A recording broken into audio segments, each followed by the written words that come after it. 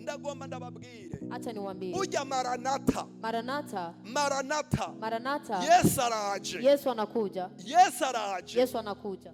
Ni jambo. Ni neno ryakahise la kale n'ubu nyene na leo siryari. Sijui nta matariki. Hakuna tarehe. Nta garanti ishobora kubaha. Hakuna tarehe ya mwisho. Nta uzi bihava biba. Hakuna ambaye anajua vitakavyokuwa. Hakuna ambaye anajua vitakuwa kesho. Saa 2 y'ijoro. Saa 2 za usiku. Saa 3 y'ijoro. Saa 3 za usiku. Nimba tutobaha garanti. Kama hatuwezi kuwapatia garanti. Nimbutomba garanti. Kama huwezi kunipa garanti. Y'ibihava biba. Ya ambavyo vitakuwa. N'ibizobejo. Na ambavyo vitakuwa kesho. Uko twama twabonye vyabaye giturumbuka. Kama jinsi tunaviona vinakuwa ghafla. Nukuvuga maranata. Nikusema maranata. Mbwirira mugenza uti maranata. Ambia mwenzako maranata. Kuko nta garanti jewe noguha. Yesu araje.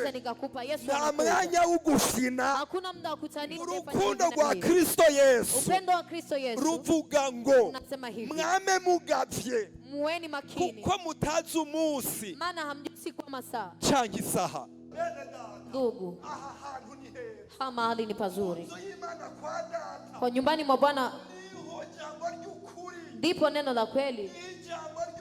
Ndipo neno la kweli. Lipo linasemekana leo.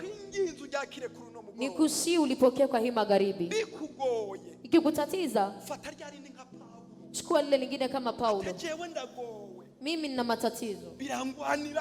Vinanipigania ndani. Nifanye nini? Lakini endelea. Endelea. Omba Mungu. Siri ya kutakaswa ni ya ambao wanabaki ndani ya hiyo neema. Toka kwa kuzubaa hata kama vinakutatiza.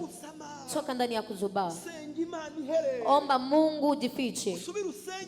Urudi tena ombe Mungu. Ariko mwuzure mpwemu ye. Jazwe na roho. Umve inama ndabagirishije kuri uno mugoroba. Renyomba nafanyisha hii magharibi. Uririmba. Ambaye naimba. Naririmbane. Aimbane. Umutima ukunze. Upendo ambao ishengero ry'ubuntu bwa Kristo Yesu. Kanisa la neema ya Yesu Kristo. Ndasavye tugiye inama. Naomba uririmba. Ambaye anaimba. Umva umutima udakunze. Ambaye anajisikia moyo haupendi. Uhora uceceka.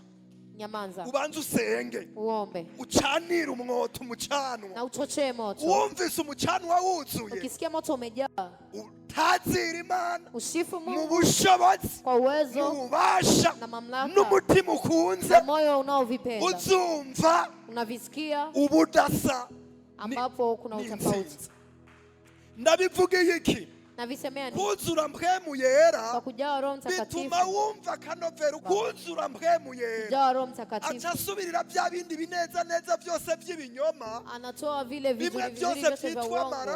Vile ambavyo vinaitwa raha. Ushikugera ahantu. Hadi ufike mahali. Uza wumva kanyamuneza. Ambapo utasikia furaha. Gatituye. Uncamake. Kwa machache. Uzura mpwemu yera. Jazweni na Roho. Shengero ry'ubuntu bwa Kristo Yesu. Kanisa la neema ya Yesu Kristo. Nitangazo kuri uno mugoroba. Tangazo kwa hii magharibi. Ejo mugaruke mwahindutse. Kesho mrudi mshabadilika. Tutaririmba kwa kundi. Tuimbi vile vile. Turirimbira muri mpwemu yera. Ndani ya Roho Mtakatifu. Dusengera muri mpwemu yera. Tukiomba kwa Roho Mtakatifu. Dusengera muri mpwemu yera. Tukiomba kwa Roho Mtakatifu. Ibitangaro n'ibitangaza. Na bizokwama biherekeza bizera. Vitakuwa vikishindikiza wenye imani. Bizobandanya bigwira. Vitaendelea kuwa vingi. N'ishengero ry'ubuntu bwa Kristo Yesu. Kwa kanisa la neema ya Yesu Kristo. Amareo twandukize n'Uburundi bwose n'amahanga yose. Alafu tuambukize Burundi na mataifa yote. Imana yabatumanye kiragahezagirwa kandi muragahezagirwa.